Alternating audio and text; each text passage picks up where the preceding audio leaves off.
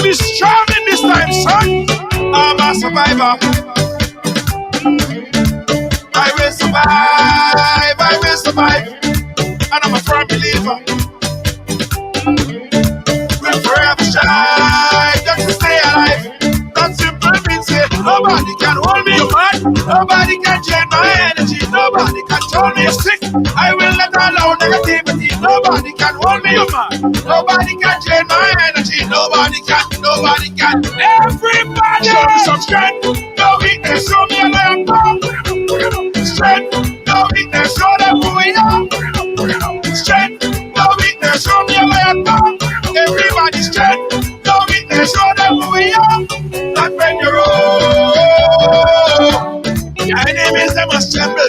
Your enemies, they must tremble. Yo, not when you roll.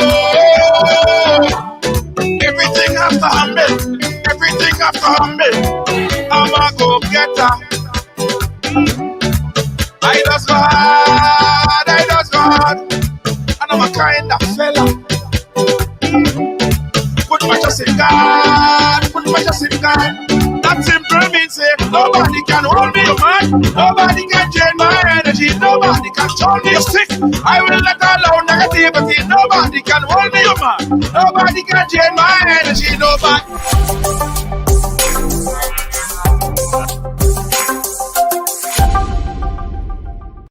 Welcome to TD Bank, where you'll find the personalized attention you deserve and the legendary experience you expect. Let's do business. If you are a medical or dental practitioner, contact me to hear about our tailored lending solutions for residential mortgages, equipment purchases, practice-related commercial mortgages and refinance. Visit me at 500 Baychester Avenue to hear more about our full range of personal and small business banking solutions. See you soon.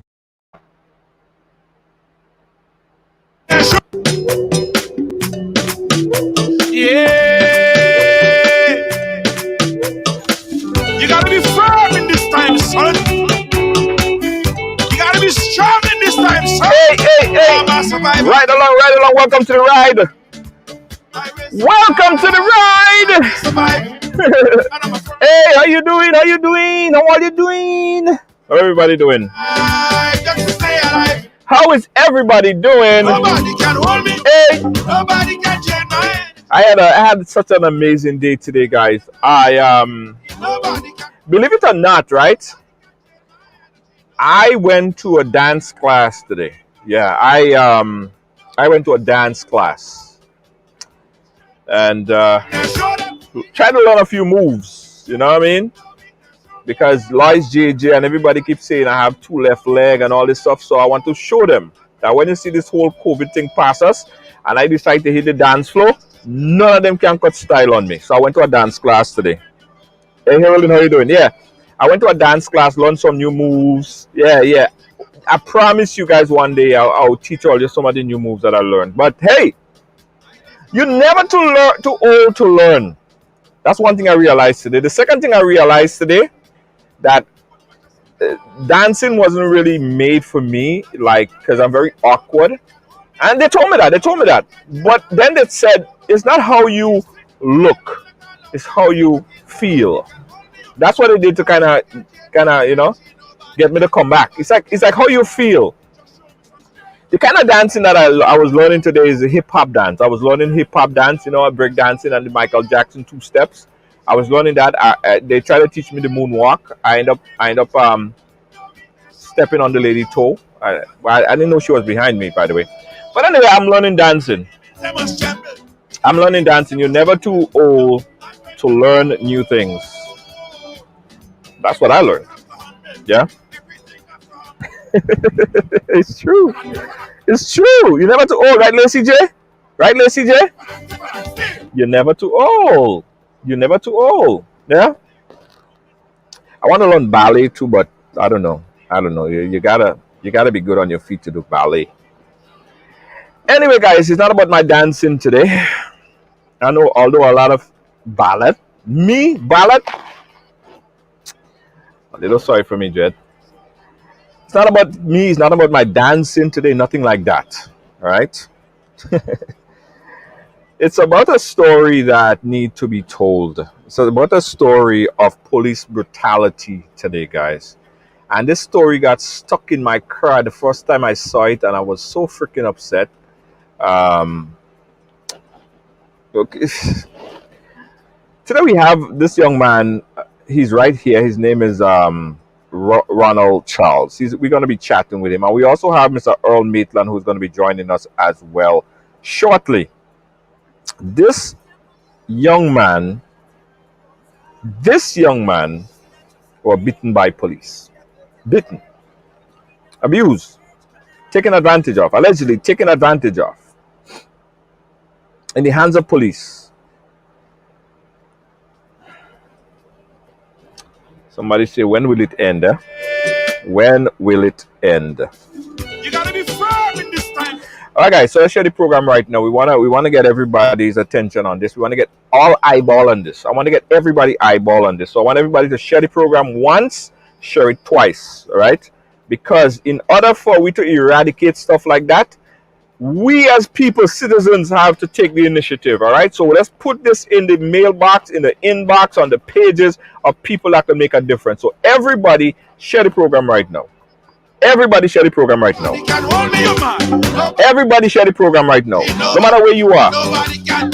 Favor King, share the program. Lacey J, share the program. Evelyn, Kia, share the program. Deborah James Robert, share the program. Everybody share the program.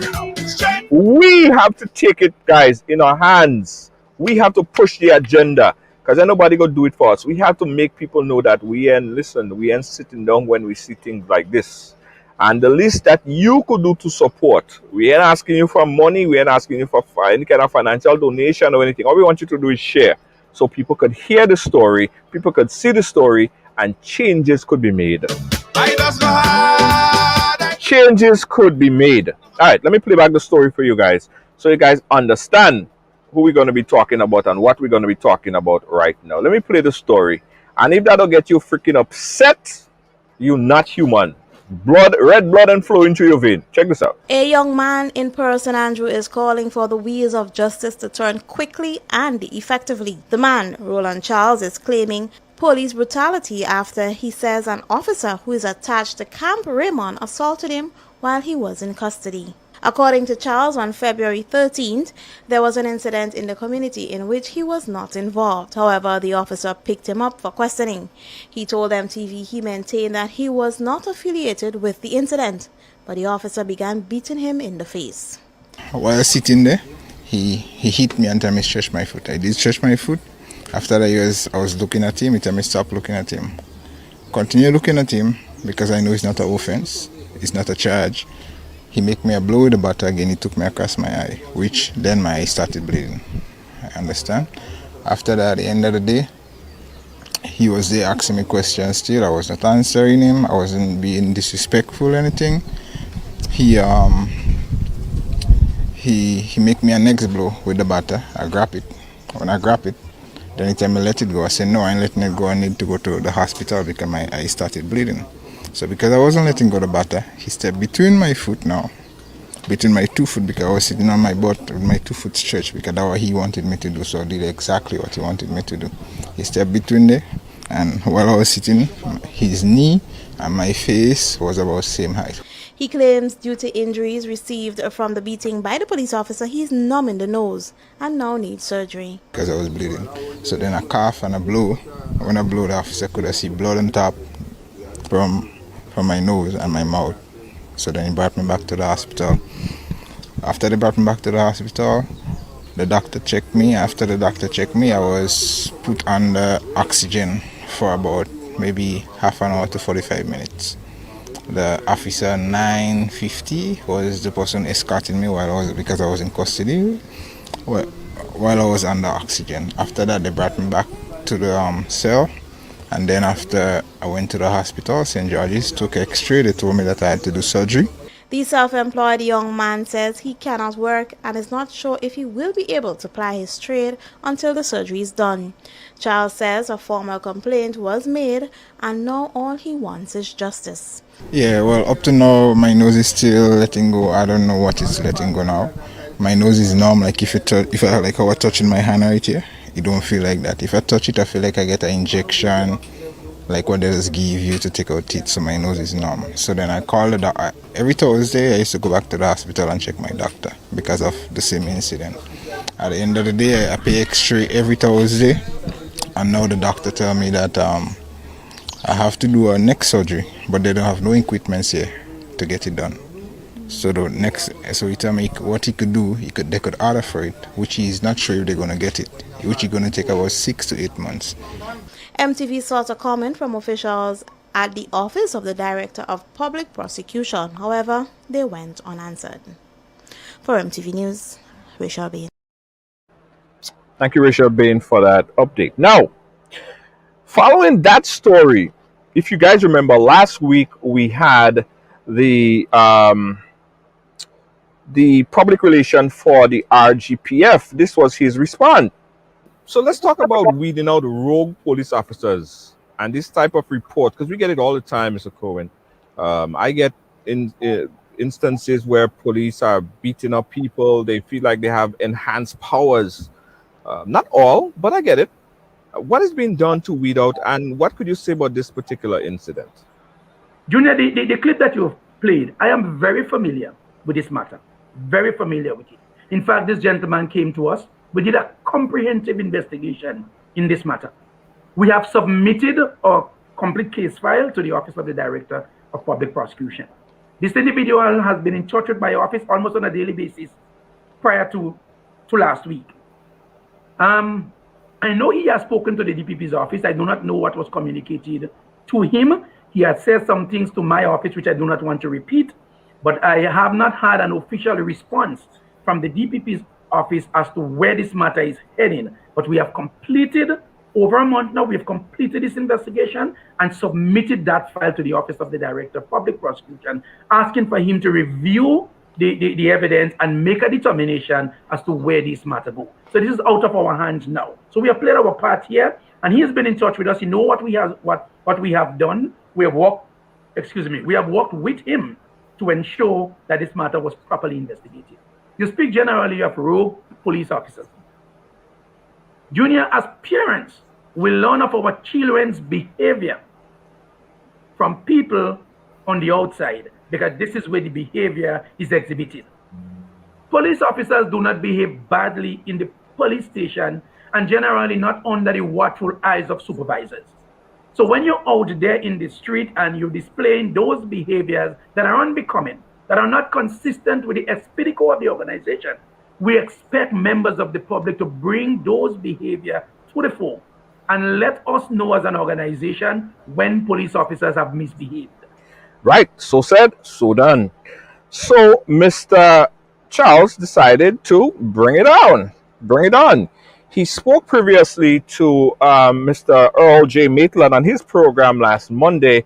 That was before he also spoke to the MTV, as you just saw the news briefing right there. So he's here now to talk to us about this particular incident. Mr. Charles, welcome to Ride Along. How are you doing today, sir?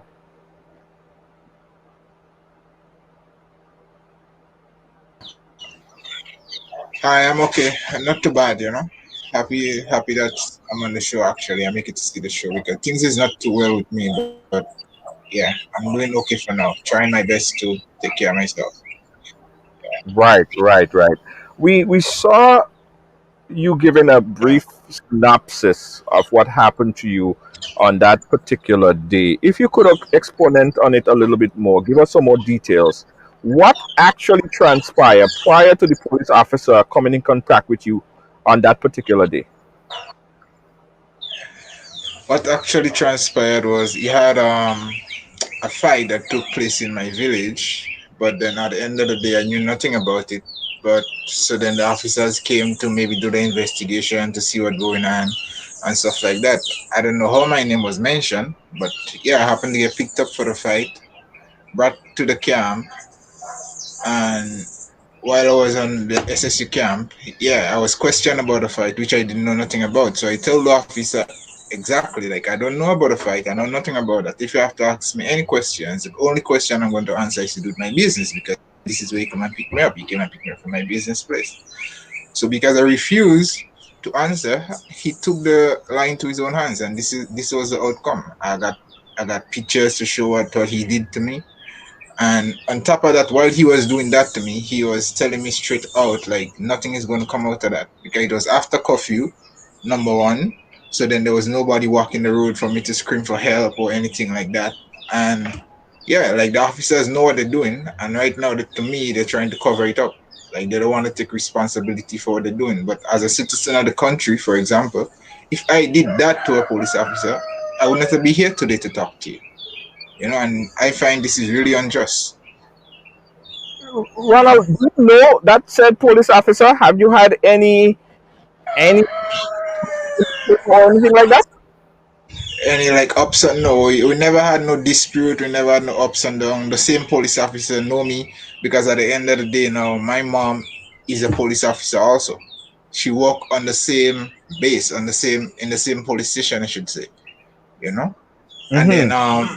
yeah, I didn't want to get her involved. And then when she went to work the morning, I remember she asking the officer, like, what happened between me and your son?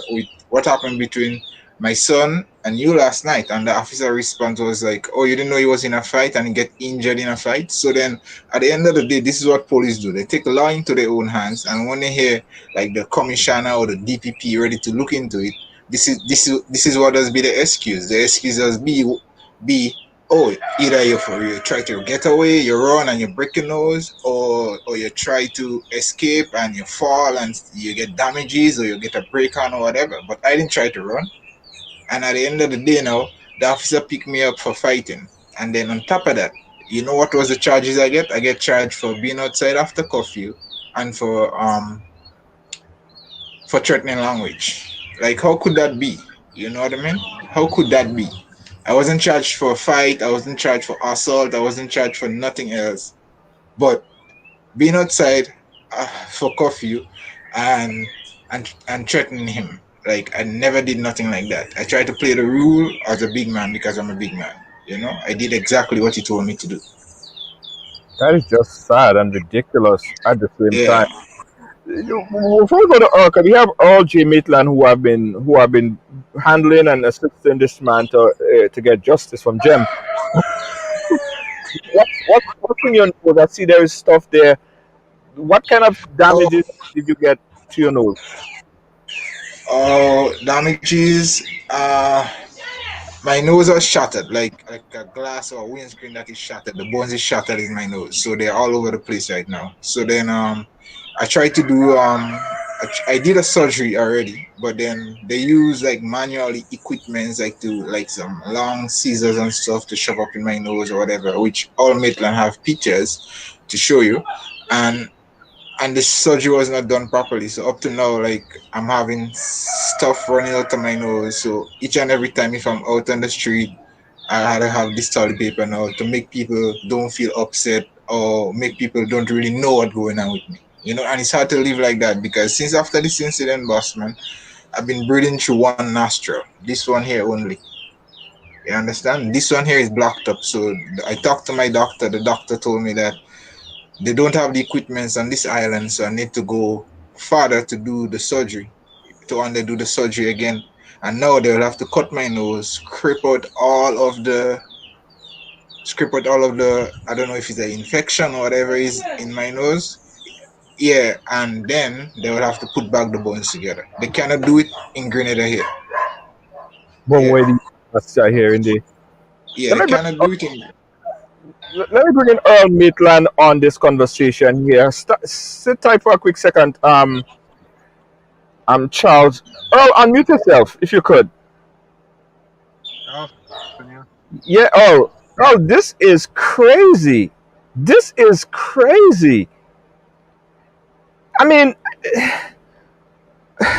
I don't know where to start, Earl, because it seems like we've been having way too much conversation about this type of rogue policing, right? What's your understanding? What's your take on what transpired, Earl? So, I want to start off, Junior, by saying that in December, I met with the Commissioner of Police and Mr. Vanny Cohen, and that was in relation to cases of police brutality, police abuse of authority right here in Grenada. And I invited Mr. Cohen onto my program to try to better the relationship between citizens and police. And to date, we're going into June now. Mr. Cohen has not appeared on the program. I'm seeing him on your program from last week. You know, it's a bit disturbing. One would think that he would use every platform to educate the public as to what the rights of police officers are and the rights of civilians, so that we would not have any type of disruptions when it comes to the police exercising their authority. Now, this is just a normal day in Grenada, Junior, where we have police officers actually taking advantage of civilians. As you stated, and as we continue to state, not all police officers are bad, but we cannot ignore the fact that there are many ill-disciplined, inhumane monsters within the force. This young man was actually assaulted in a police station, right? This was not something that happened out on the streets, and I am very saddened by the fact that I have been calling on two different police commissioners. That started with Mr. Winston James and then Mr. Martin, not only to get body cameras on police officers since 2016, but to also install cameras in the police stations around the island in Carriacou and Petit Martinique as well, because there have been so many complaints of police brutality, especially whilst persons are in custody, right? To date, these cameras have not been provided, although announcements would have been made officially by the two police commissioners that I mentioned. I believe that it is disgraceful, especially knowing that there were also two other police officers in the station, according to Mr. Charles, when he was being assaulted by this police officer. So, Junior, as I said, it's a normal day in Grenada. We had so many situations before. In 2016, we had 5 shootings by police officers. Mentally ill people were shot. We had unarmed Bruce Briggs, who was deaf and unable to speak, who was shot and killed, and the officer who did it was never brought to a magistrate's court or a high court. Instead, I understand now the gentleman, after being placed in charge of the prosecution department, he is now the commissioner of the prisons. We also had the situation with Oscar Bartholomew, which has not proven to be fruitful. Right. There have been so many excuses, Junior, over the years when it comes to police brutality. I believe that this can only continue because the people No, of this can't Grenada. continue. This can't continue. No, no. This can't Junior, continue. what I would say to you, Junior, is that this situation happened in February. This happened in February, March, April, May. We're going into June. Now, it seems as though, there is no solidarity when it comes to police brutality in Grenada. And on the program, when I last spoke to Mr. Charles, I mentioned the fact that when there was the situation with George Floyd in America, we had Grenadians going to the U.S. Embassy in Lanzapine to protest against the injustice, but we have had so many persons being beaten and assaulted and killed by police in Grenada, but we don't see that happening here when it comes to our own people. Right. So this is why, Junior, I'm saying that it will continue once we do not, as a Grenadian people, stand together with our Canadian people as well. True. Hold on, all. Hold on. Stick a pin right there. Stick a pin right there. So, on the conversation that I had with the Vanny Cohen, he said, and I'll play it back again just for reference purposes. And came to us. We did a comprehensive investigation in this matter. We have submitted a complete case file to the Office of the Director of Public Prosecution. This individual has been in touch with my office almost on a daily basis prior to last week. I know he has spoken to the DPP's office. I do not know what was communicated to him. He has said some things to my office which I do not want to repeat, but I have not had an official response from the DPP's office as to where this matter is heading. But all right, so let me bring back in Mr. Charles. Mr. Charles, tell us, unmute yourself if you could. Okay, I unmuted you. Mr. Charles, Yeah, Mr. Vanny Cohen said that you met with him, you spoke to them, and they have done what they needed to do on their end. Now it's in the hands of the DPP. What type of conversation did you have with the RGPF in regards to this case? with the DPP you're talking about, right? No, with the RGPF, because the RGPF said that Vanny Cohen said that he met with you on a number of occasions. Yeah. Right. What was the resolution to that endless meeting that you had with RGPF? Well. To tell the honest truth, they tried the best. They did the best to help me out. But after the document left the office, right? Like me, we don't know what happened to the documents. We don't know, because as he said in the video, as you can hear for your own self, they never get back to them to follow up with the case to tell them what is their decision. But what happened now, I had called the DPP office because it's no longer in their hand. And when I called the DPP office, the first day they tell me that the file could not be found. Number one, I can never forget that. And then they tell me they have to look for it. They're going to call me back. So they call me back the following day, which I call them like about, I could give you a time, maybe a frame of time. I call them maybe about evening time, maybe about 3 o'clock the evening, because the office closing 4 o'clock. And then they get back to me the morning about 9:30 telling me, okay, yeah, they find the file. So then they have to take it to the, they have to investigate it. They will look into it, and then they will take it to the commissioner and then get back to me. The next morning when I wake up, I tell you the honest truth, the DPP call me early in the morning and tell me that, for example, yes, they're looking into the files, the commissioner saw the files and stuff like that, and the commissioner said there is nothing, we will not hold the officer, we will not charge the officer against those things what happened to me, which I was struck. You understand what I mean? They told me if I want to file a court case now, I gotta find a personal court case against the officer, which is wrong. So you have to spend money now out of your pocket to get a lawyer. Everything, yeah. And he beat you up. He broke up your face. He mashed up your nose.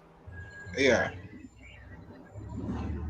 Okay, what was the officer? I mean, just for let me don't go there, because I'm sure that the police officer have a story to tell as well, which we want to hear. But I don't see why, I don't understand why the police officer would be jury and freaking executioner in this matter right here, right? I don't understand it.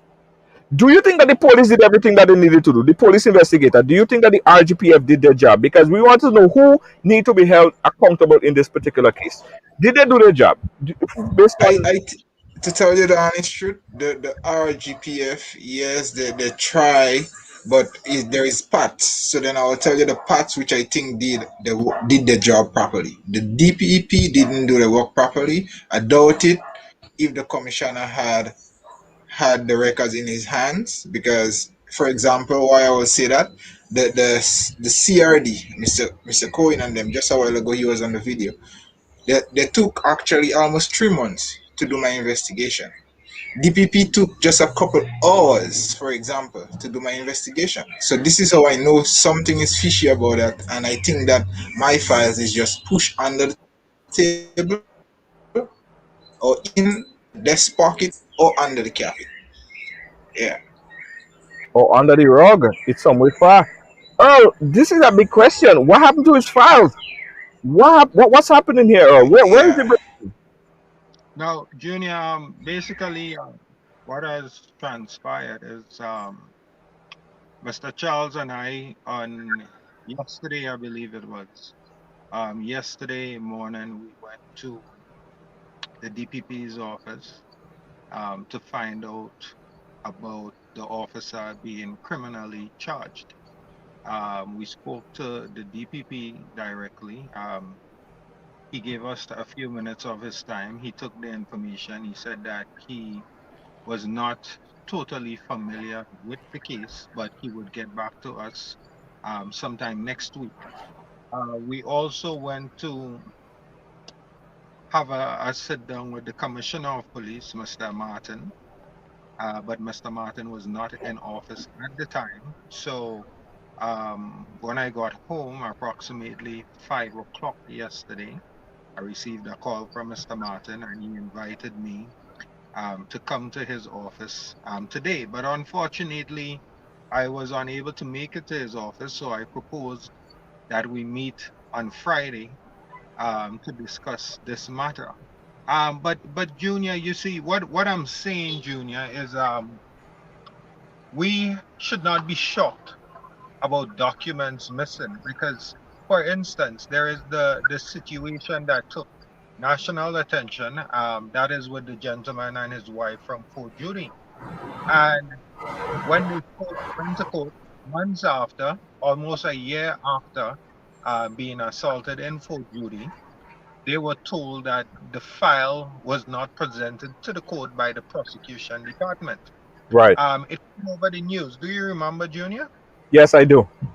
Right. Now, after months of going back to the court again, the defendant's lawyer stated that they needed more time because they were not served.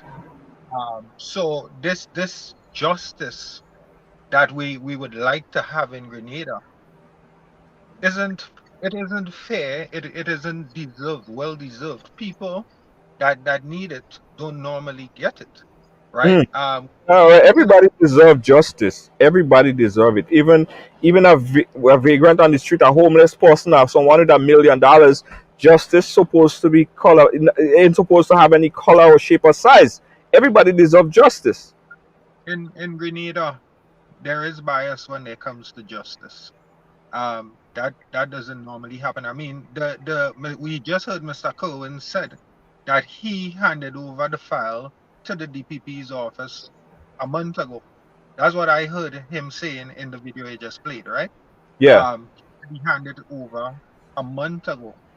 Now, 1 month later, this officer who not only assaulted this young man who was unarmed and in a police station in custody, this officer has only been transferred to Camp Saline, I believe, down in Grand Anse.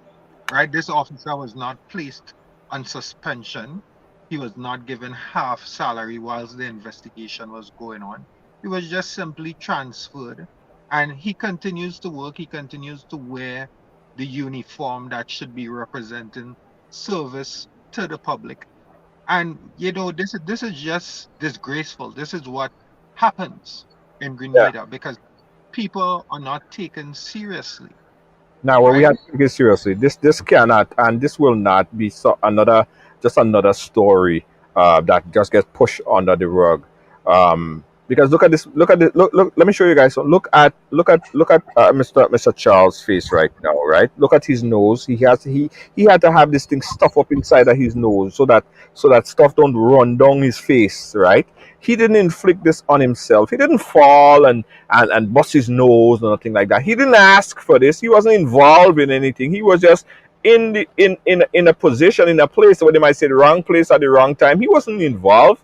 But to be beaten up like this, like you trash, like you're a piece of shit, and not even consider that could have been your brother and your cousin, your nephew. Grenade, that's so damn small. It could have been a family member. To beat somebody like that is inhumane, and I don't know. I don't see what reason the police officer could give, and I don't even see one reason why they should not arrest and deal with this matter as a severe crime because he's a police officer. That shouldn't be. Um, Ronald, tell us about. I know you said your mother is a police officer as well. How is she taking this? How has thing been working? When she been Well, kind of, because she's a police officer and she's also your mother. How is she dealing with this? it's kind of difficult for her to deal with it because remember now her job is insecure, number one. So I don't really want to get her involved. You Understood. understand? Yeah, yeah. But at the end of the day, she's there. It's sad for everybody, not just my mom, my friends, even like I went back to the people who the two parties were always in the fight, and they even come and give the statement, which I would really want to show the commissioner himself. Like this was a two-person that was in the fight, and there is saying like, what happened to Ronald was not done by being in a fight. It was brutally done by the officer, and they don't like that. And I have people and witnesses that is standing up with me right now. Right. So this is sad for like my whole area, everybody, and I cannot go back to my business place because what I do burgers, wraps, food, etc. and stuff like that, and you cannot be doing or selling food for people with this type of situation. And I would not. And if I know somebody is doing that to me, I ain't gonna support your restaurant, bar, or anything because this is disgusting. Like my life right now changed up to a point where I never thought I would have been living this life what I'm living right now. You know? I think we just started to watch the program. Let me recap what happened here. This young man was at a specific location. There was a fight. He wasn't involved in the fight. However, he was beaten by a police officer with a baton, damaged, mash up his nose, and that's why you see this stuff inside his nose because thing is oozing out. One of his nostrils can't even breathe in it, right? The man life has changed because he was just at a particular location. He wasn't involved in anything, but was beaten by a police officer in Grenada. And this is injustice. This is madness. This is insanity. And what is even more sad about this is that at this point, action has not been taken against the police officer. So it's kind of like, I mean, and as he's saying, we're not saying that the RGPF, he's not saying that the RGPF didn't do what they needed to do, but the hands of the people who need to do something are not, the wheels of justice are not moving very smoothly. As we spoke about it yesterday, it's eroded, right? So Mr. Vanny Cohen said it, that whenever anybody, any one of you, anybody at all have these problems or any sort of problem, to report it. So he's doing that right now, and he did it. He continued to do it. Still no justice. What should he do? Let's open up the phone lines to you guys, 718-701-5720. I want you to call in as we continue to explore this particular case right here. This is a sad, sad, sad case of injustice. As we open up the phone lines, or we bring you back in, 718-701-5720 is my number. Call in right now, guys. This is my number, 718-701-5720. Earl, unmute yourself. Yeah, Junior. Yeah.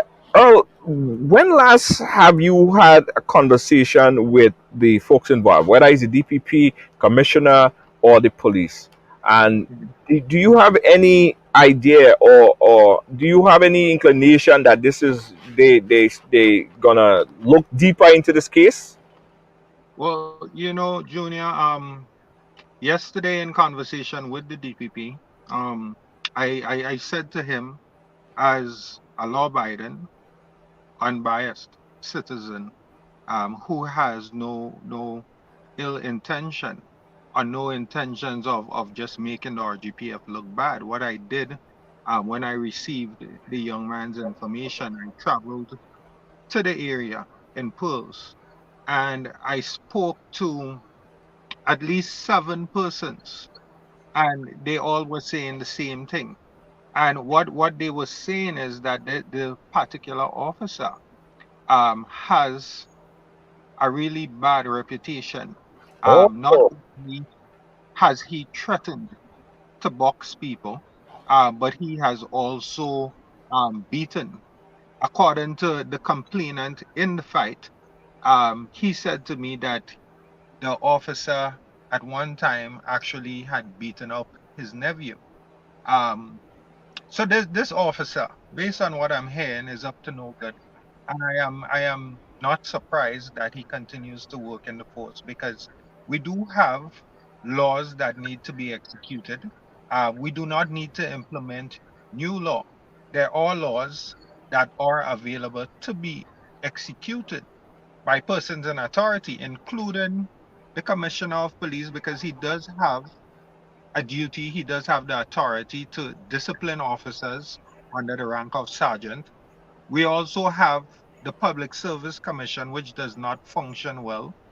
They have the authority to discipline officers who are above the rank of sergeant and above, right? Now, when we look at what is happening in Grenada Junior, we can see clearly that the law is not being followed without bias, right? For instance, Junior, just I believe last week or 2 weeks ago, we had some persons who allegedly went to Satya's police station and were able to steal marijuana from the evidence room in Satya's police station. And it makes you wonder, well, where were these police officers who were supposed to be on duty? How is that possible that somebody could actually break into a station, into an evidence room, and nothing happens? Right? I believe in 2014, we had a police officer who stole $15,000 from the evidence locker room in CID in town to go and use it to get a loan to purchase a vehicle. But we have not heard of these officers being disciplined. We have officers who would have stolen license, driver's license, having people driving on the nation's roads, and to date, they have not been prosecuted. That is so simple. So simple, you know? It's so simple to prosecute a case like that. All the evidence is there. We just go ahead and do it. We even had one police officer who was able to leave Grenada whilst he was under investigation and go to Miami, I believe. One of those who was selling license. Now, what is happening? Is the Royal Grenada Police Force functioning properly?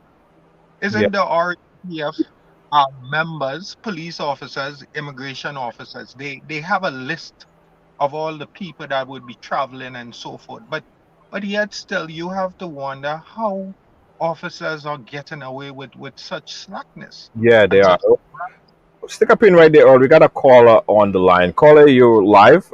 Where you calling us from? Hi, I'm calling from Boston. Go ahead, Boston. Yeah, looking at the incident, looking at the story this afternoon makes me very outrageous and very angry with the whole situation. This has been going on for a while in Grenada. Where is our Minister of National Security, who is supposed to be in charge of the police, who time and time again call out people for abuse in different areas? And I think that who is the Minister of National Security in Grenada? I'm not sure if the gentleman could answer that question. Who is the Minister of National Security in Grenada? Who is the minister? Oh, Prime Minister is the Minister of National National Security. Prime Minister. The Prime Minister. The Prime Minister is the Minister of National Security. Yeah. All right. So it says a lot. With his recent speech in Parliament, that says it all. So if he is allowed to do that and allowed to abuse persons in the high decision making institution, which is our Parliament, then where is the police under him getting their example from? Where they feel that if the Prime Minister could say things verbally, they could also do it verbally and physically as well to persons. So it starts from the head down. When they say when a fish is rotten from the head down, what do you expect? Nothing else. Nothing else is good. So it's young man, I sympathize with you and your situation. It's a medical situation which could have cost you your life, and you're still going through. Yeah. So, I mean, I'm lost for words at the same time, because it is very, very alarming. I want to know where is the human rights persons in Grenada? Who are those persons who deal with those things? These are cases that need to be brought to light. Well, yeah, well, that's what we're doing. That's what we're doing, and that's what we continue to do. Earl Maitland also plays a very important role in getting those stories out as well. But the media so some folks in the media are talking about stuff, and so we're not saying that there's none. There are a few people who are ventilating on topics like these, but it keep happening. It freaking keep happening, and it's absurd that it has to. We have to have this conversation. I don't want to come on here and always talk about brutalities of police officers. I want to show the world that, like, Yes, the good stuff. the good stuff. They're human beings Yeah, too. you know what I And mean? there are good things that they do as well. But the abuse out one abuse is way too much. It really erases all the good that good ones are doing. The thugs that are in the police force need to be vetted properly. They need to be not just you do an exam and you pass it and you qualify by a certain height and weight, but you should be constantly being evaluated not only by persons or the hierarchy of the force, where there's also biasness, but Yeah. members of the public should also have, there should be some sort of a review by the public, because you're talking community policing, Right. and that is where policing is failing big time, because Vani Cohen said he wants the public to also police the police, or where to say, put an eye out there, be the solver of crime for the police at the same time. If crimes are being committed and members of the public do not come forward, the crime cannot be solved. Right. Yeah. Community But the policing police is is taking important. advantage, and they neglect their role, whatever they have been taught in the training school. They neglect those things, because those who enter the force, after a while, they become thugs, because Yes. they tell themselves they have that authority. Yes. They become so trigger happy. And trigger happy, I don't mean just only with a gun, but they feel like they could use their hand and box somebody Yeah. and break somebody's jaw and whatever it is. Yeah. That is not allowed. That should not be And we should you know, stamp. We should allowed stamp. We in should our stamp that. We police should force in stamp Grenada. for those type of behaviors. Thank you so much. Otherwise, Kola. we'll be getting civilians will be coming as Jamaicans. They'll turn to the gun themselves and start using it on police in Grenada. Watch out! Mark my words.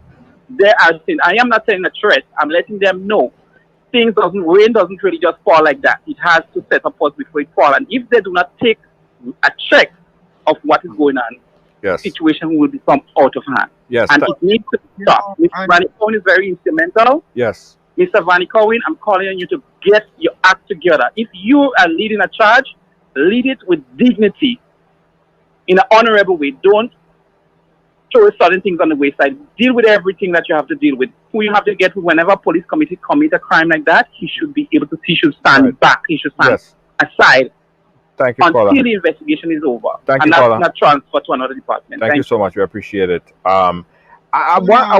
Go ahead, Earl. But I wanna shift blame where blame have to be shift. I want to put this into perspective, right? As far as what we're hearing here, I'm not sure if you fall on the back of Vani Cohen, right? You could correct me if I'm wrong.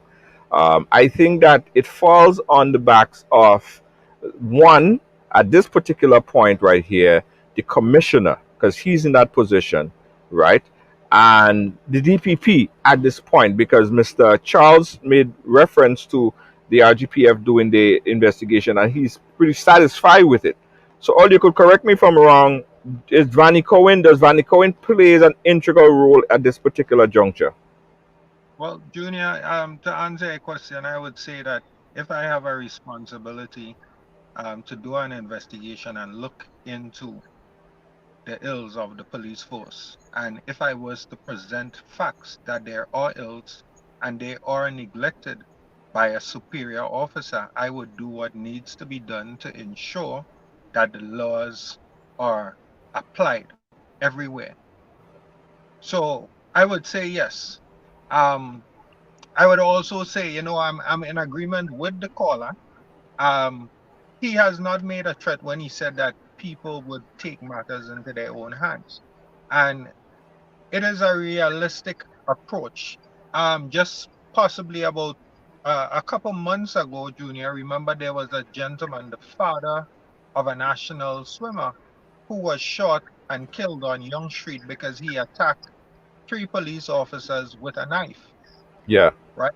That same gentleman took matters into his own hands because his son was shot by police officers in the arm, and he was on national TV, breaking down in tears, saying that there is no justice for the poor man and so forth and whatever. And that is what is going to happen, Junior. It's going to happen as long as officers are not penalized.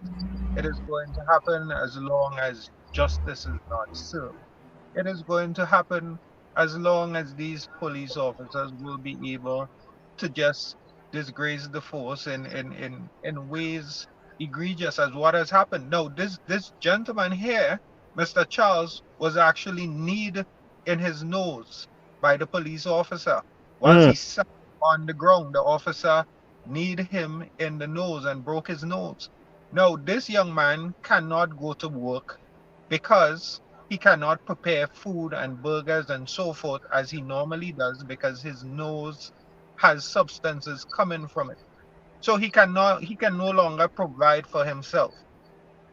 But what we have is a lot of people saying that all the young black men in Grenada do is just sit on the block smoking weed, right? Hmm. But here we have somebody who has been trying to do the right thing for a couple of years now, trying to have his own establishment, trying to do things legally. He was assaulted by police officers. He went through the proper channel of going to CRD and so forth. And what is happening? What is happening? Why is this officer um still on the job? If I could go to Pearls and get 7 persons speaking about the character of the officer, something that the kind of character that should not be in a Royal Grenada police force or any police force as a matter of fact, right? How is it possible that Mr. Kerwin and whoever cannot go there and get this gentleman out? Now, Hmm. the blame does not only fall on the Royal Grenada Police Force. It also falls on the PSC, the Public Service Commission. They have authority under the law to discipline officers. It falls on the Integrity Commission because they also have um, a duty to look at people who are in public life. It falls on the Ombudsman because they also have a duty to correct the wrongdoings of public servants, and police officers are public servants. But then, in conclusion, I would say that we do have a few good officers, um, high ranking officers, some constables and so on, who are good. But just knowing that this gentleman was assaulted in front of 2 officers, it brings the question, how many good officers do we actually have? Yeah, yeah. When you have the good ones, they infect the bad ones, infect the good ones, right? Because the police officers should stand up, uh, and not try to push and keep those stories on them from coming out. But Mr. Charles, how are you feeling? How have you been feeling in this past couple of days? Does it feel like it's getting better, or is it progressively worse? Because it's been a quite some time. Hold on, you muted. Okay, go ahead. Yeah, it's not getting better, because to me it's getting worse. The pain is getting worse. Sometimes, like, I just want to talk too much because remember the jaw is moving, so then you're affecting the bone, and I can't even laugh like I was supposed to before. I cannot even put a shades. I just try to wait sometime, but when it pain me too much, I'll take my tablet because normally I like my shades because I deal with food and stuff, so I always have glasses in my eye in case the grill pitch up a piece of oil or something you wanna affect my eye. No, I cannot even wear shades. So it's painful, it's hurtful, it's running, and plus my life is very uncomfortable. I never lived this way before. This is my feeling right now. And I try to do the right step, I try to take the right step, and nothing coming out of that. Like, so it's kind of frustrated too. I am frustrated, but still trying to just keep on the right road. Yeah, and Yeah, you can't work, you can't yeah. provide because you work in the food industry and you don't want to provide food for people when your nose is oozing. So how do you survive financially? How do you take care of your bills and everything else? Well, to tell you the honest truth, there is a couple prescription that I got from the doctor I couldn't pay for. There is certain things like I don't have the freedom like what I had before, like the things I could have do, the shopping I could have make, like all those things is like, you know, the events I could have go to, or like I miss out a lot of events and stuff because I got a mobile business, like something like a food truck, a mini food truck, and it's two, so two of them is shut down right now, and all those things is kind of driving me nuts. But just trying to be on the right road, stay calm, do the right things, exactly as what I did, like when the officer was talking to me, you know. So I just trying to work with the government and the laws still until and see what's the outcome. You know, I Hopefully just something, trying to stay on the right track. This is what, yeah, hopefully something gets done. yeah. What does justice mean for you? What do you want to see? Because we want to push and help you to get justice in this case. What do you want an outcome to be in this particular instance? What would you like to Well, see? I think the officer should lose his job, number one, because you cannot have a gangster or a criminal in the force. At the end of the day, everybody have family out there, and officers like and there was a couple other officers there also, like for the government or the commissioner to look into them, because I was calling on them for help and there was no help. I don't know if they're scared of the officer because he was a corporal, you know what I mean. But to me, the rest of the officers were scared of him because when I was calling for help, there was like, talk to the man, like he's the one in charge. There was no help. I tried to ask for a phone call because I was in custody. Like, this is my right. Up to now, I didn't even get a phone call. You understand what I mean? So, and I would like for the government or the commissioner, especially because two of them is under one. The Minister of National Security is our Prime Minister, and the commissioner is in charge of all officers, right? So I would like for them to put cameras, especially body cams, on the officers and body cams on in each and every police station. Because while the officer was doing that to me, I was telling him that I'm gonna go to higher authorities for him, because the officer is not to say the officer I know me. I used to work for the police station in Grenada. My job was to go and service all the AC system on the police in the police station. So I used to Mhm. go even in headquarters and collect my paycheck. You understand what I mean? So at the end of the day, the officer know me. I used to go in the corporal and the sergeant room, service all the AC. He know me from there. He even escort me once because they don't want nothing to go missing. So while you're working there, they have somebody looking over you. So it's not to say the officer I know me, but I would like to even know again, like why he did that to me. But we need body cams and we need all stations to have camera, because this is what he was saying to me. Nothing is going to come out of that because they are accustomed doing it to people, and they know they're getting away, so they're not afraid to do it to people. And I witnessed that because I went through the experience. Yeah, I yeah. kind of want to re-examine the comments that was made by Vanny Cohen one last time. I know we looked at it twice already. I want to re-examine it because in retrospect of what you said, I think that the police have and should play a bigger role in ensuring that all these officers who get involved in this type of rogue activity should be kicked out. Let me just re-examine Vanny Cohen's position on this again, guys. Just look at it again. Unmuted, yeah. But I get it. What is being done to weed out, and what could you say about this particular incident? Junior, the clip that you played, I am very familiar with this matter. Very familiar with it. In fact, this gentleman came to us. We did a comprehensive investigation in this matter. We have submitted a complete case file to the Office of the Director of Public Prosecution. This individual has been in touch with my office almost on a daily basis prior to last week. I know he has spoken to the DPP's office. I do not know what was communicated to him. He has said some things to my office, which I do not want to repeat, but I have not had an official response from the DPP's office as to where this matter is heading. But we have completed, over a month now, we have completed this investigation and submitted that file to the Office of the Director of Public Prosecution, asking for him to review the evidence and make a determination as to where this matter goes. So this is out of our hands now. So we have played our part here, and he has been in touch with us. He knows what we have done. We have worked with him to ensure that this matter was properly investigated. You speak generally of rogue police officers. Junior, as parents, we learn of our children's behavior from people on the outside because this is where the behavior is exhibited. Police officers do not behave badly in the police station and generally not under the watchful eyes of supervisors. So when you're out there in the street and you're displaying those behaviors that are unbecoming, that are not consistent with the esprit de corps of the organization, we expect members of the public to bring those behavior to the fore and let us know as an organization when police officers have misbehaved. So let's talk about weeding out. All right. Let me bring back Earl in here. Two things that I want to touch a little bit on. He said that the investigation is completed and passed on.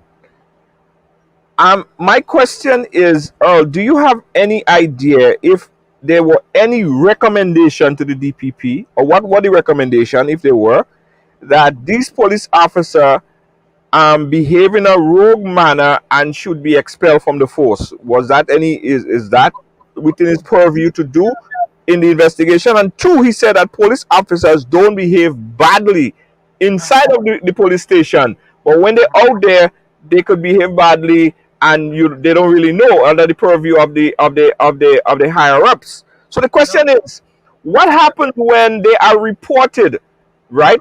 And they don't behave bad indoors, but they behave bad outdoors, and they're being reported. Is the RGPF and the higher ups in the RGPF taking a serious look at these police officers? Because there were two other police officers that was there that witnessed it, that basically probably not even telling the truth about the incident as it happened. So that brings me back to the first point I made about the investigation. Obviously, they can't conclude the investigation without having some kind of recommendation that these officers get fired, or worse yet, get charged for this case. Oh, do you understand what I'm saying? I understand, Junior. And what Mr. Cohen is saying there, Junior, it does not make any sense to me. Um, Especially as Oscar Bartholomew was not killed on the streets. He was actually killed in St. David Police Station. There is also to the criminal side of things where the DPP has to lay criminal charges against the officer for the assault and the grievous harm and so on. There is also the civil side, which the young man, Mr. Charles, was advised that he should probably use that avenue to seek civil justice. Junior, are you there? Yeah, I'm here, Earl. I'm here.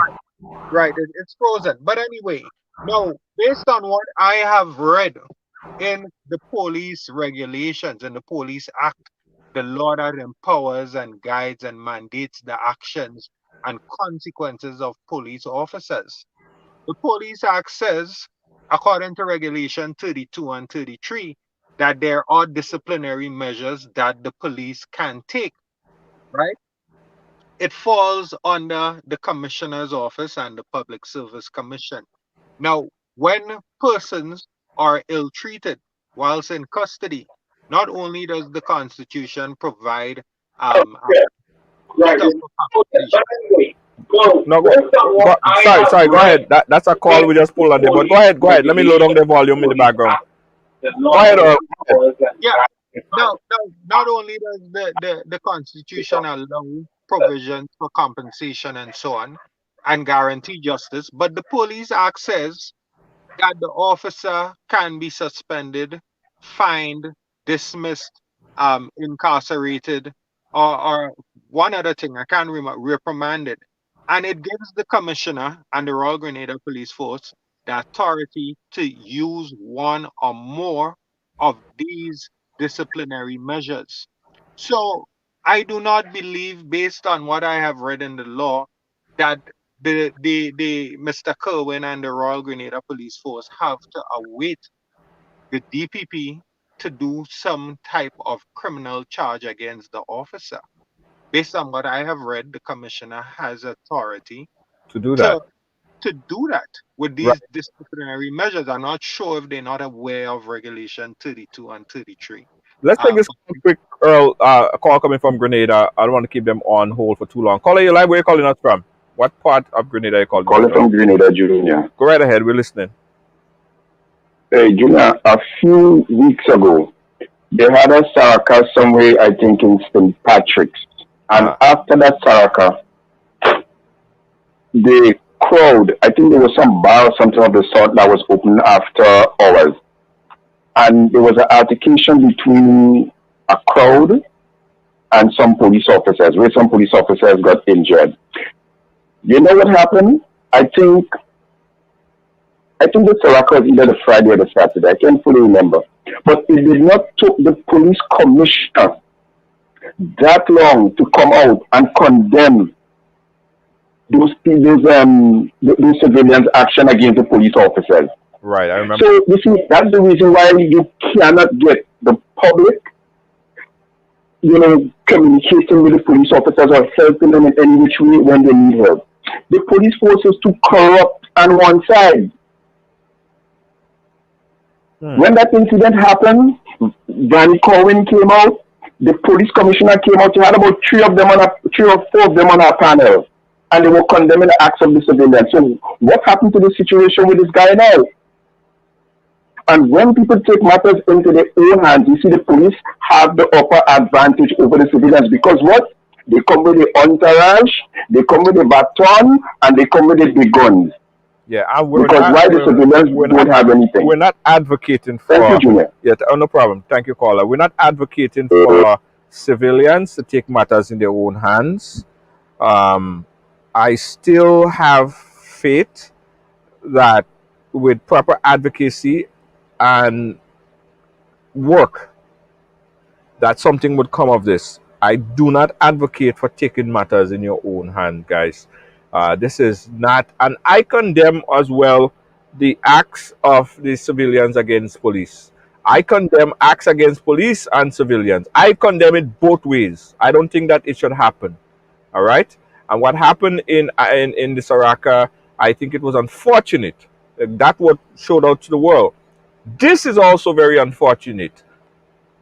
Very, very sad. Because this man here now, his whole life has changed. Someone asked earlier, Mr. Charles, what about your medical bills? What about all these things that you have to pay? Where you getting money to do all of that stuff? Is anybody giving you financial assistance? Is the police putting up monies to help you? So what's happening to you and your well-being? No, the police is not doing nothing about that. Nothing at all. So then, thanks to the little money I had saved there, because I've been doing my business over 3-4 years now. This is what I'm living by. I remember there is no profit, so it's just going out and there is nothing coming in. The medical bills, I is the person that handling everything. Everything. Right. Nobody. I am doing what I got to do for my. Yeah. Yeah. You know? Earl, what's the next step? What's the next step, Earl? What are you going to be doing within the next couple of days and weeks and months to make sure that there's some kind of justice for this young man? Well, Junior, as I said, Commissioner called me yesterday.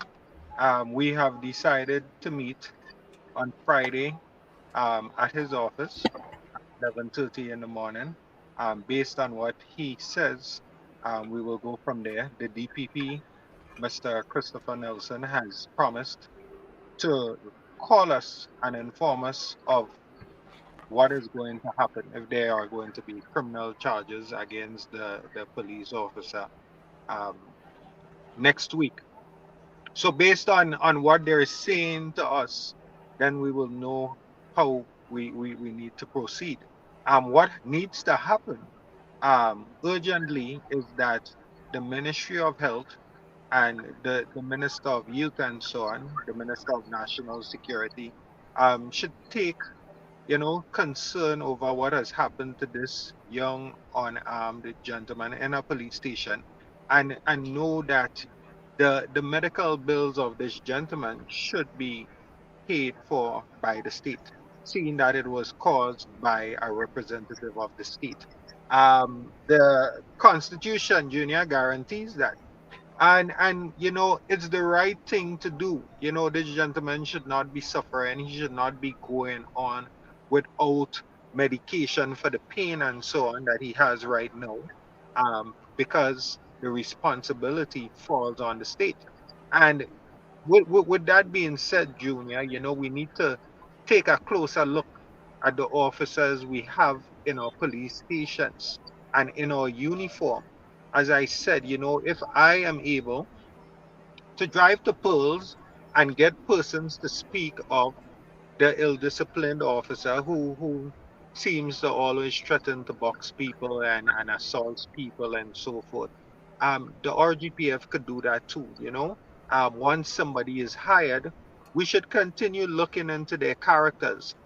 We also need, as a Grenadian people, to call on the Royal Grenada Police Force to have independent investigators into crimes against civilians by police officers.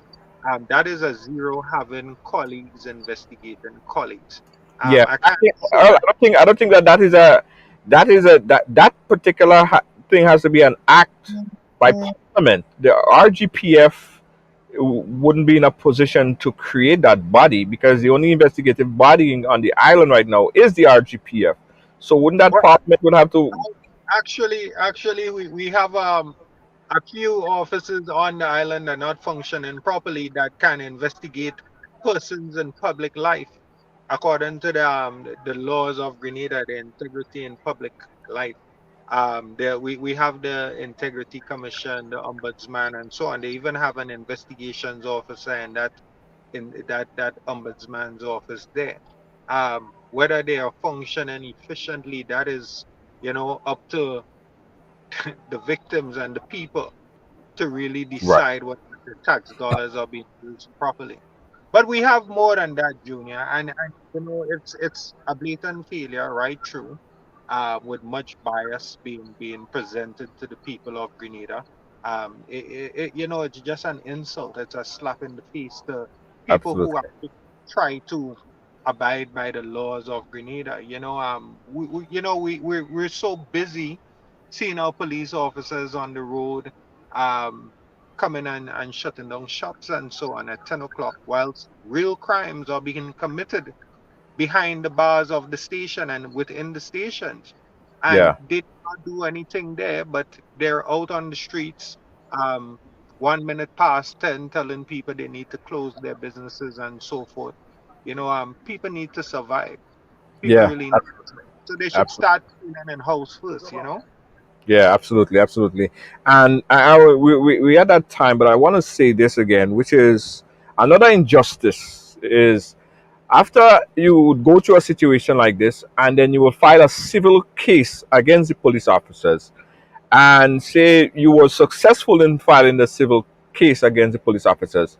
The police officers is not paying for the civil case. This money is coming from taxpayers, so you get screwed both ways, right? And Well, that's if you sue the state, the person he represented, but you could do a civil case, sue him directly. And that okay, is what I believe, but that both should be sued because they're both responsible. They're both responsible. Maybe then they will start investigating without bias and so forth and take seriously the actions of officers and the disciplinary measures. right, right, absolutely. Listen, Mr. Charles, just come in and just just give us some closing remarks here from your side. What do you want to say? If you have the ear of the nation, of the world, you have the ear of the because I'm sure a representative of some sort watching from their end. What do you want to say to the world and to the RGPF and the whoever's watching right now? But all I would like to say, especially to the Royal Grenada Police Force, like you guys need to get up and do your jobs properly, especially to the commissioner too. I don't know if the files have reached you or not, but you need to look into things. And for example, something that you need to look into, Mr. Commissioner. For example, number one is like when a citizen of the country come into the station with damages after being arrested, you guys need to look into that as and investigate into that, because some of the police do damages to citizens of the country, and after they say, oh, he tried to run away, he tried to fight, he tried to this and some. I didn't try to fight with the police. I did exactly what they told me because I didn't want to get charged, you know. And I was just, that's about it, you know. Mr. Junior, but everybody got to be cautious. I just got to make the world know what does happen in Grenada and what's going on in Grenada, and what I would like Grenadians to see that the people in high authorities is not really there for us. This is why I'm here right now. It could happen to me again. It could happen to any one of your family, Mr. Junior, all family, and you guys have kids. Nobody would want that to happen to their family, kids, or a member or a friend. Like, this is very sad. Like, you know, Yeah, and what I'm going through right now, I don't think nobody would like to go through that. Nobody. yeah, And for the commissioner again, we need cameras in the stations, and we need body cams on camera on police officers. We really do need that, because if they had that at a point in time, me, I don't think that would have happened to me, for example. But even if it did, yeah, the body cam could have shown exactly what took place that day, because I had no evidence. Like, when the officer was hitting me, it's only the people that could come out and say, yeah, I was not in the fight. And I would like to thank the people also for coming out and stand up with me, you know? yeah, yeah. Yeah. Listen, thank you so Yeah. much, Earl. What time? Earl, we have about 30 seconds. You want any quick closing remarks, Earl? We're out of time. Yeah, that is good. People need to stand and come forward so this would not continue. That's about it, Junior. Nothing much else to say, you know. We all aware of what happening in Grenada, especially with the police brutality and so forth. So, I believe that we all big people, we know what needs to be done. And we're not advocating about physically assaulting police officers and so forth, but we all aware that we need to stand. Just as we had people going down to the U.S. Embassy to protest against the injustice that was done to George Floyd and so on, I would be more than happy to see those people come into the commissioner's office or at the bottom of Fort George and doing the same protest for our Grenadian people that are being brutalized by police officers. Right, right. Thank you, Earl. Thank you, Ronald. And we're gonna continue to monitor this story right here. Sad, sad, sad, sad Yeah. You gotta be firm in story. this. Boy, you don't look as if you're going, no? You don't look as if You you're gotta be going. strong in this I don't life. know what else needs to be done. Guys, we make an appeal. We're making an appeal. This is an appeal to the good officers. And there are plenty. You are there. There are a lot. I'm friends with a lot of police officers who do their job diligently. This is a call, an appeal to you guys, right? The one or two that's circulating, making all your job more difficult. Yeah. The one or two amongst you that are not doing what they're supposed to do, they're making you look bad. So here's what you need to do, right? And everybody for that matter. Whenever you see rogue police officers that are going above and beyond their duty to make citizen lives a living hell by beating, slapping, boxing, like they feel like they give them a badge, and the badge give them the jurisdiction to beat up on people children, cuff them up, you know what I mean? Under the disguise of a badge. This is not your job. Listen, you get nothing done when you behave in that way. Police don't operate. Policing cannot operate. You have what 11,000 police officers. You have 100,000 people. Policing work when the community is involved. That's how police work. But if you have the whole population, right, against police, and disgruntled about the police, you will solve absolutely no crime. It makes absolutely no sense, and I don't understand why some police officers feel like that is their duty They give a badge and let them beat up on somebody, let them cough up somebody, let them bust up somebody's head, and they feel, yeah, I do my job, man. I don't know if you go back to the police station and they say, yeah, man, I bust up your face today, man. I hit him one cough and talk about it in that kind of way. But I'm calling on you, the good police officers, and there are plenty, there is a lot. When you see things like that, you don't stand next to them and accept or big them up. You have to make sure that you report it and you stop them in their track. This cannot continue to happen because the one or two making the whole 11,000 of all you look bad. And I know 11,000 of the police officers or how much ever thousand in Grenada is not all bad. I have some friends and families who are police officers. I talk to them every day. They don't get involved in them thing and them day. But when you see it, you have to report it. You can't just watch it and leave it and not speak up about it. Like I like this lady, and that's the last thing I will say about this. This lady, this police officer, she saw some racist action by her partner in the police force, and she buffed him up. She said, "You can't do that. You can't do that. Why you gonna do that? You want to rough up a man and them kind of thing." He said, "You can't." She said, "You can't do that." I mean, although that the superiors, they actually, I think they wanted to suspend her or something like that, and it goes to show, right? It goes to show. It goes to show. But anyway, she didn't stand for the bullshit, right? She didn't stand for the bullshit. And that's what the good police officer is supposed to do. And guys, continue to speak out. Continue to speak out, and you know what I'll create? I'll create a wall of shame. I'll create a ride-along wall of shame. And anytime we hear stories like that, I will plaster up all your pictures in the wall of shame. Because all you deserve to be shame, right? Your own people, your own brother, your own sister look just like you.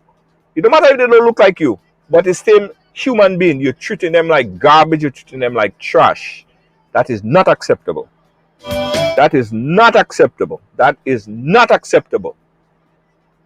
And we go shame them that thing that they're giving a badge to beat up on people's children. Sad. Sad. Sad, sad, sad, sad, sad, man. Sad. Freaking sad. Gone are the days when police officers used to walk around with no gun and they would talk to people. I mean, there's still police officers that do that, you know. But there's a bunch of them, Dread. They think they're gangsters, Dread. Are they watching too much Al Pacino, Dread? Are they watching too much Netflix, Dread? I vex, you know. Anyway, Dread. Anyway. I want to congratulate and thank the winners, the semi-finalists in our business ride biz. We're having this. Let me talk about something else. I'm getting upset. Yeah, so we had 3 semi-finalists in this $1,000 business grant. We're giving away some money to people to start their own businesses. That's the only way we could get back into this thing. We want to advise and advance entrepreneurship, right? So this is our first venture. We're giving away a $1,000 grant. We have 3 semi-finalists, and you're going to be hearing a lot more about them. Congratulations to them. And this is the first step. We're going to be having more. So in the next couple of weeks and months, you too could take advantage of this opportunity to win your $1,000 grant from Ridealong. All right? Okay? All right.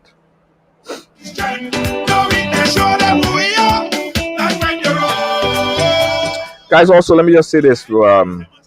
If you have a business and you want to advertise, Ridealong is the place for you, all right? Advertise your business on Ridealong. I vex. All you can hear it in my voice. I vex, man. I'm upset.